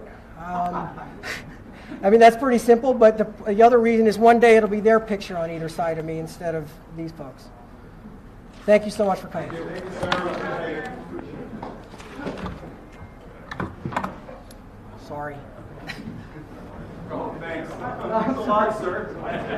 It made it through the whole thing. That means now you can do a one-on-one with us. It made it through the whole thing. Do you realize you get a union fee for that? Yeah, it's a payment for that. You get a union fee for that. Okay. Well, I'll put that in. Sir, are you doing any, Mr. Prosecutor, sir, doing any one-on-ones? No, we don't anticipate any one-on-ones. We're going to let the litigation go forward. Thanks, guys. Appreciate it. You've been watching a news conference where the Burlington County Prosecutor's Office has announced theft by deception and conspiracy counts against Johnny Bobbitt, Caitlin McClure, and Mark D'Amico. This is related to the GoFundMe investigation, where the couple had started a GoFundMe campaign for then homeless Johnny Bobbitt after they claimed he spent his last $20 helping Caitlin when her car broke down in Philadelphia. Authorities now say that was a bogus story, and one that Bobbitt had allegedly used before on Facebook. Bobbitt has been arrested by the U.S. Marshals in Philadelphia and is awaiting extradition. The couple, McClure and D'Amico, have turned themselves into Burlington County prosecutors and have now been released. I can read you a statement that we just received from GoFundMe. As the Burlington County Prosecutor's Office said in their statement, I'll get you some video to watch while we're talking about this.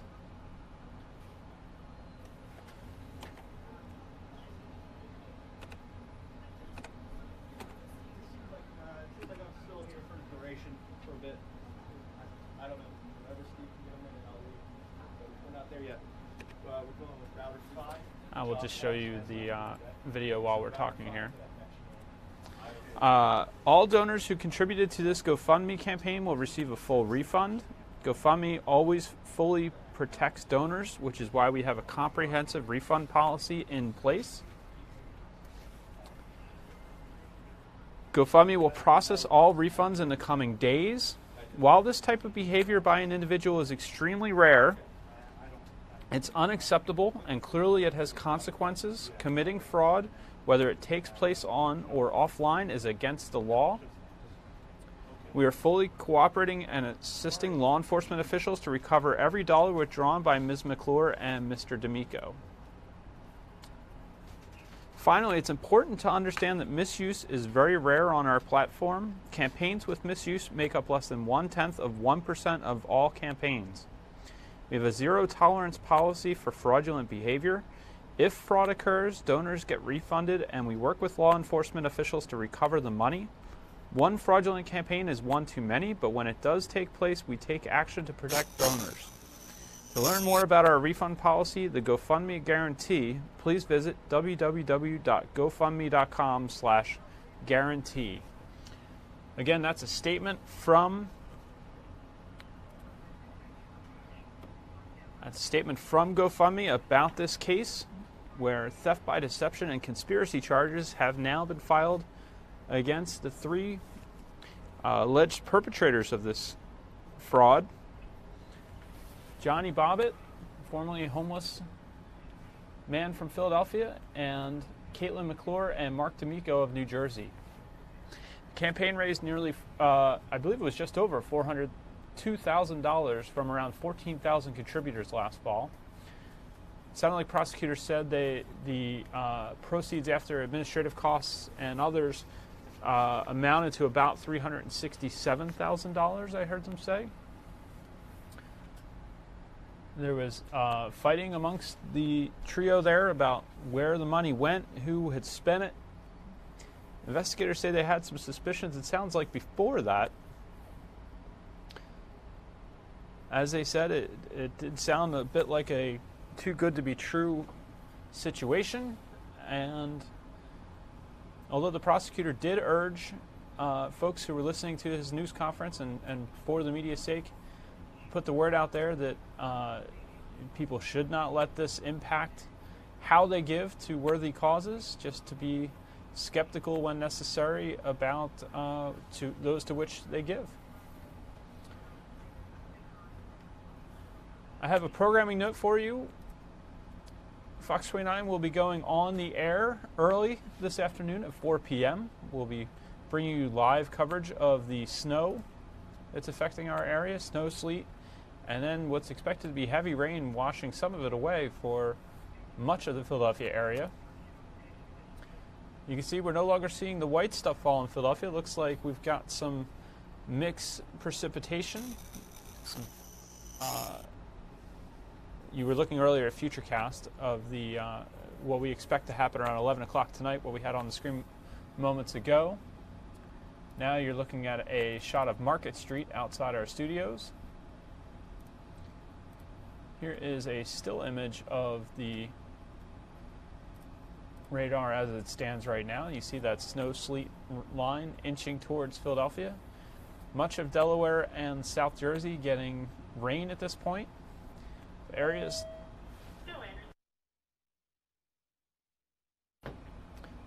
closer to Philadelphia and to the north, seeing snowfall and accumulations adding up a bit. We'll take one more look at some of the conditions out there. Here are your temperatures. Still 31 in Philadelphia. 20s to the north and west.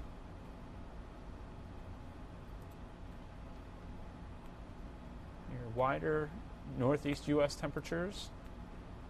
And full temperature map. See Philadelphia among the coldest places in the continental U.S. right now. Wind speeds about 14 miles sustained in Philadelphia, 23 down in Dover. And we've got gusts up to 32 miles per hour in Wilmington and Dover. 22 in Philadelphia, 32 in Wildwood, 29 in Atlantic City. All this is making for poor visibility, only about 2 miles in Philadelphia. Looks like about 2.5 in Wilmington, but areas to north and west. Quarter mile of visibility. Here the roads are bad out that way. Long commute for some folks trying to get home right now. There's your satellite view of the clouds over our heads.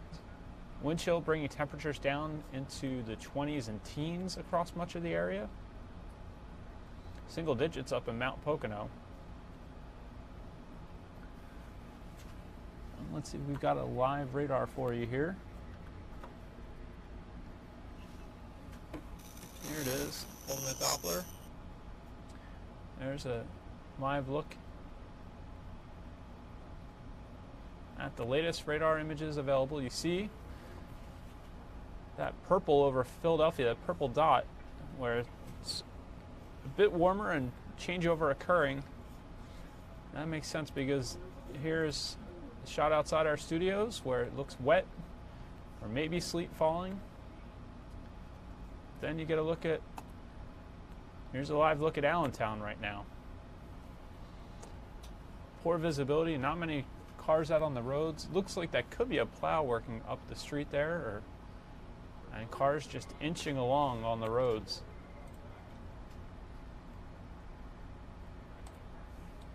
Live look at Reading, Pennsylvania. Visibility also poor there, although cars seem to be moving again. There was a fair amount of traffic on this road earlier. Doylestown, PA. Some big flakes still falling there. Not too many cars out on the roads.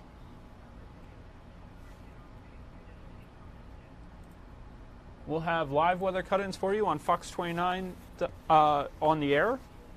Those will be at 3 o'clock and 3:30. Then, as I said, we'll be on the air at 4 p.m. Straight through till 6:30 with you.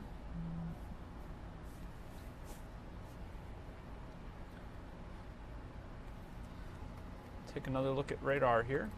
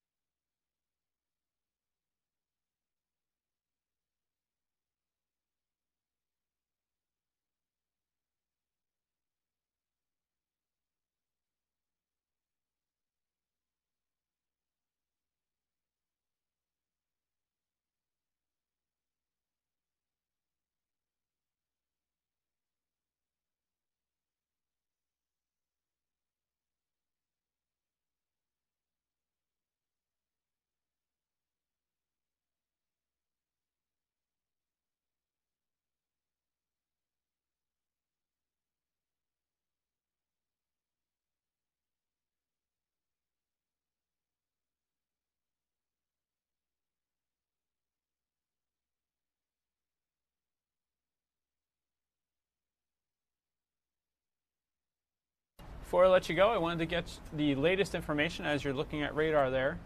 Winter weather advisory time has been extended, according to Philadelphia Office of Emergency Management. The winter weather advisory now in effect until 6 p.m. this evening. Mixed precipitation expected. Total snow and sleet accumulations of 2 to 4 inches expected, with ice accumulations of a light glaze. That's for parts of southern New Jersey, southeastern Pennsylvania, northeast Maryland, and northern Delaware. Again, that's until 6 p.m. this evening. Expect slippery road conditions, which will impact the evening commute. Again, this is issued by the National Weather Service and being passed along by the Philadelphia Office of Emergency Management. They say that winter weather advisory means that periods of snow, sleet, or freezing rain will cause travel difficulties. Expect slippery roads and limited visibilities, as we've been demonstrating to you here. And use caution while driving. The latest road conditions for the state you are calling from can be obtained by calling 511. To that point, PennDOT has reduced speed limits on several area roadways. Interstate 78 I-76, Interstate 81, US 22, US 222, US 422, and Pennsylvania 309 in Lehigh County. We mentioned earlier that speed restrictions were put in place and extended on the Pennsylvania Turnpike.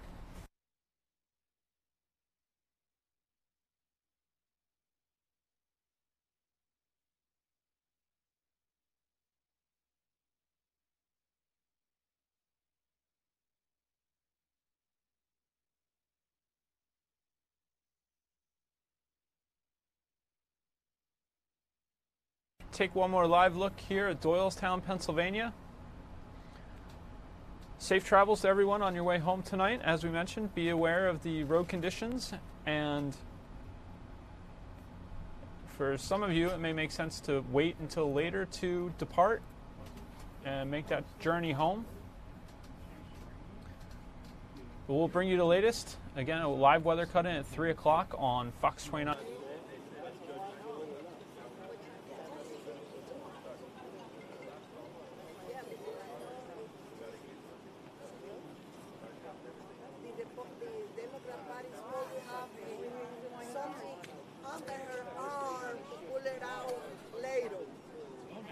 What a surprise will be, we don't know. It's under the arm. Always.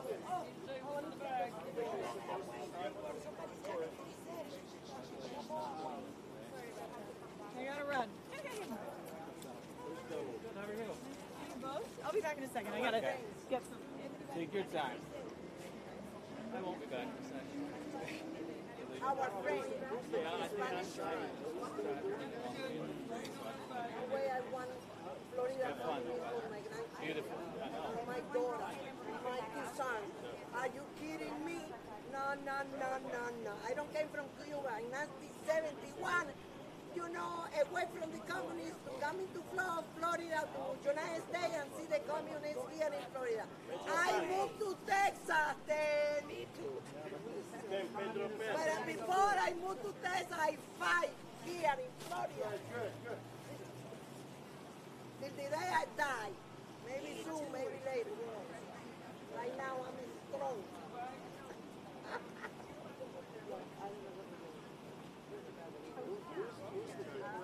Are we going in? Oh, yes, Susan's going to come out to do this. Susan Bruder? Hooker.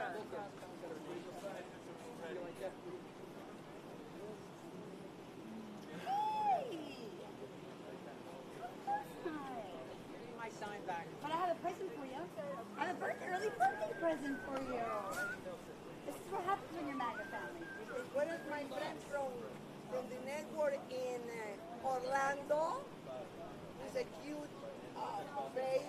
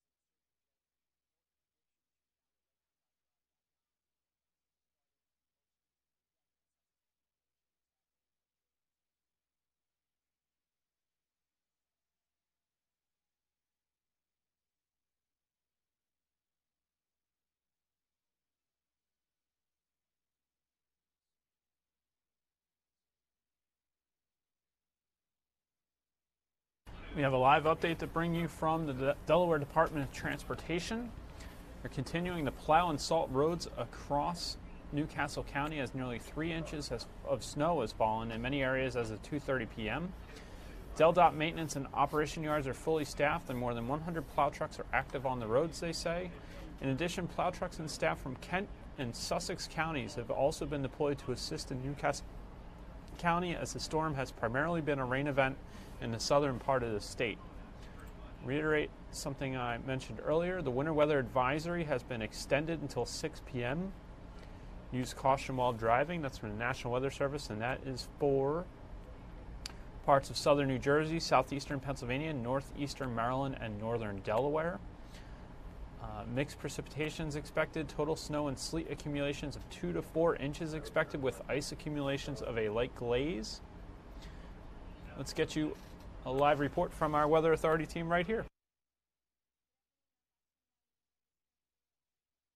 Studios, we are looking at some sleet and some freezing rain across the Delaware Valley. In Philadelphia and Old City, you can see the streets, some improvement, but elsewhere it is not the case. Temperatures are slowly warming. We made it to 32 degrees, so rain will be working its way into Philadelphia. Northeasterly winds at about 13 miles an hour. It feels like it is 23 degrees. Now, as we look at Ultimate Doppler, you can see that warm air working its way up, penetrating and punching through that colder layer in the atmosphere. So we have some snow where you see the pink and the purple. That is some sleet and freezing rain. And all of this is moving toward the northeast. Reports of sleet and freezing rain as far north as Pottstown and even Percy. So that warming layer of the atmosphere is slowly working its way in. Right now we have those northeasterly winds in Philadelphia. We're up to 32. Wilmington reports of a mix with sleet and freezing rain. You'll be going over to rain soon as well. Pottstown, a wintry mix. Snow mixing with sleet and freezing rain. In Allentown, looking at snow. In the Poconos, it will be snow for most of this event. So when will it be changing over where you live? Well, for more on that, we'll send it over to Scott. Hey, Scott. Hi there, Kathy. Yeah, as expected, that changeover taking place right now around the I-95 corridor, but not before a pretty good thumping of snow. Let's talk a little bit about some of the snowfall totals coming in and also more on those changeover times. As far as Philadelphia, take a look at this, 2.4 inches of snow. The last time we had measurable snow in November was 2008, so 10 years ago.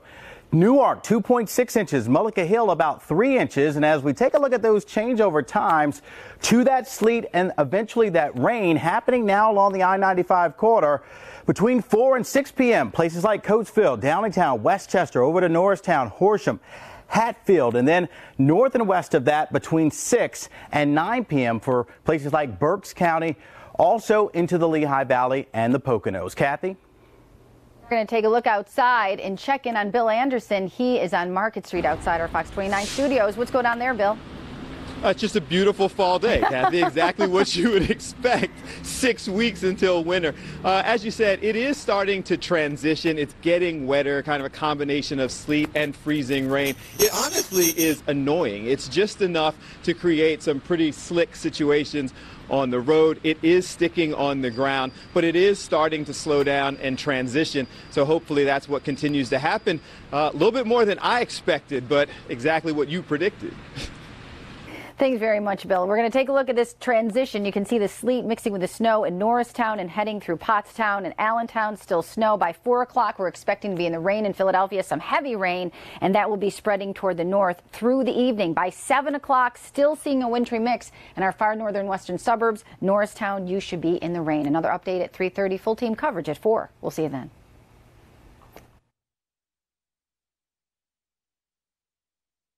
This has been a Fox 29 Weather Authority breaking news report. Stay with Fox 29 for updates. Log on anytime to fox29.com or download the Fox 29 Weather Authority app on your smartphone. We now join a regularly scheduled program, already in progress. This Weather Authority update is sponsored by the Pennsylvania. Again, you've been watching an update from the Fox 29 Weather Authority on the snow event that's occurring. You're looking live at Allentown, Pennsylvania. Here's the latest radar for you. As Kathy Orr mentioned, warm weather starting to punch through as far north as Pottstown. We're getting reports, but on radar there, you're seeing it into the Philadelphia area. Mixed precipitation now falling in the city. We're going to sign off of News Now right now, but we're going to have, as we mentioned, a cut in at 3:30 on the air and full coverage from 4 till 6:30. I want to thank you very much for watching News Now today. Have safe travels for the rest of today and stay warm.